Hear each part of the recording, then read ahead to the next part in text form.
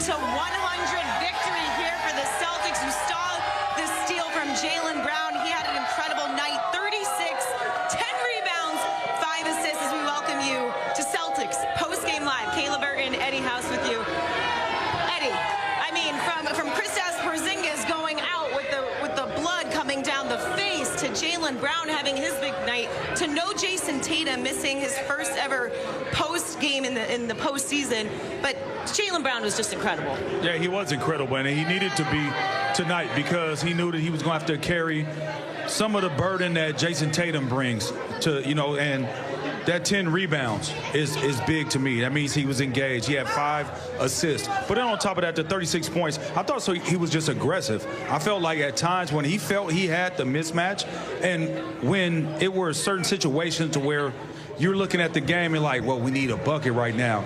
Jaylen Brown was one of those guys that was going out there to get the bucket. And that's what makes this team so dangerous, because we're a deep team. Without our best player, and, you know, because you could say 1 and 1A, you know what I'm saying, with Jason Tatum and Jaylen Brown. When we don't have our best player out there and we're still able to win the game the way we did, I mean, this is why we're so dangerous. Yeah, you saw a number of guys play their part here tonight. And Jaylen Brown, Eddie, he really set the tone here early, getting off to the right start. 10 points in the first 5 minutes of the game. Let's look at his highlights. They're presented by TD Bank, America's most convenient bank. Eddie, just take me through what, I mean, tell me, what's your favorite part of his game right now? Because tonight he went off. It was efficient. You know, he was taking what the defense was giving him. He wasn't forcing anything. I like the fact that he was attacking. That was a foul. They didn't call that one. That's another foul that they didn't call, but he's getting wide open shots, knocking them down, taking them, and not really thinking. You know, he's just playing the game. Because sometimes what can happen is you overthink it and you're predetermined and you're not able to make the play the way you're supposed to make the play because you're predetermined on doing something different. He was just allowing the game to come to him, and I love the way it flowed tonight. A lot of concerns going into this game, not extremely high, but you know, what is this team going to be like without Jason Tatum in the mix here? And I feel like, period. And JB, Eddie, made sure that both Orlando, that the Celtics fans, that everyone in that building knew he was going to take care of business here tonight. Yeah, I'm saying he was just aggressive. And one thing, it wasn't only aggressive on the offensive end, he was also aggressive defensively. I thought him getting that steal, that dunk, the way that he played the game tonight allowed the game to come to him. He didn't force anything.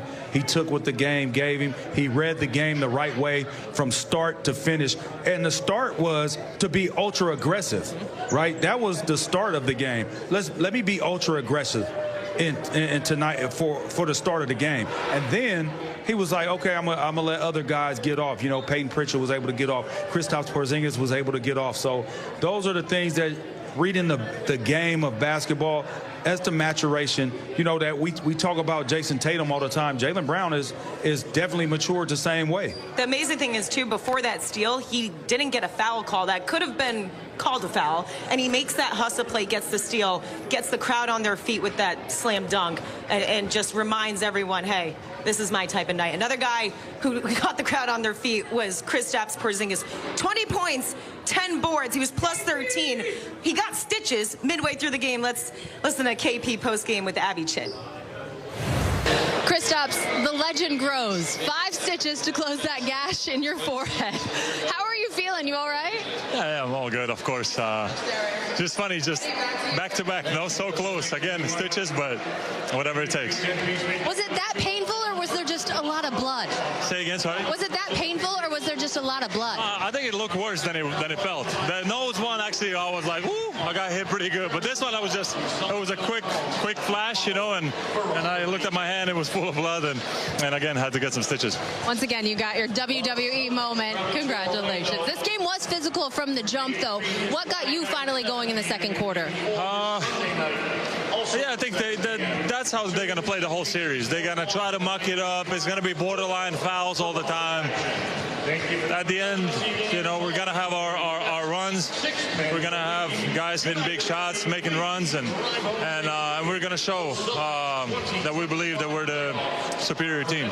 One of those guys, Jaylen Brown, doing a little bit of everything tonight. How big was he? JB was awesome.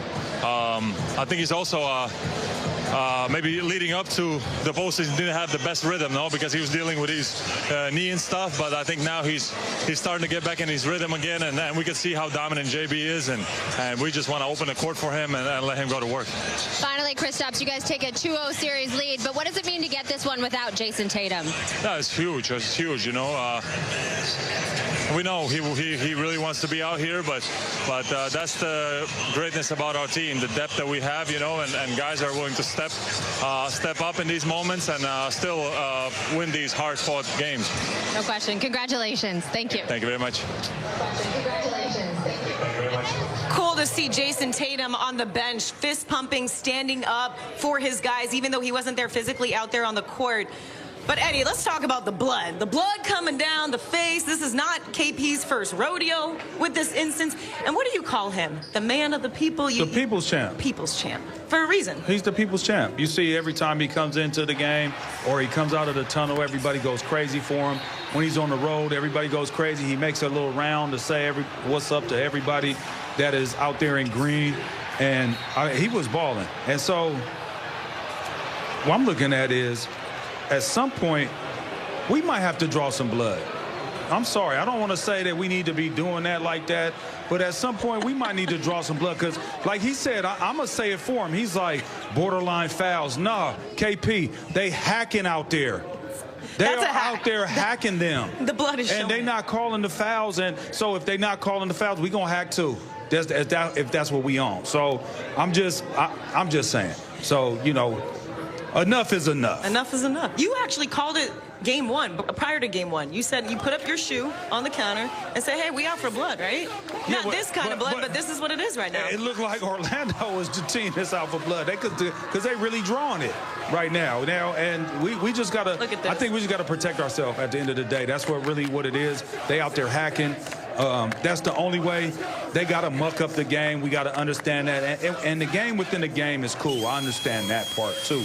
But at the same time, you do got to protect yourself. And at some point, you got to stand up and say, hey, man, enough is enough. Either way, enough is enough. These Celtics fans can't get enough because they're outside the TD Garden right now, losing their minds. Kind of crazy to think about, and inside the Garden, that it's only game 2 of the first round here. But the Celtics taking care of business. It's awesome, and it's great to see. Eddie, we talk about Kristaps, right? We talk about Jason Tatum not being in the picture. Joe Mazzulla goes double big to start things off. What about Kristaps Porzingis' playoff KP makes him so impactful? Well, what makes him so impactful is that he does make, when you make that switch, he's the biggest guy on the court every single night. So when they do switch or they have a different, kind of coverage to where they have miscommunication, he's able to take advantage of it. Blood, stitches, sweat, tears, regardless, the Celtics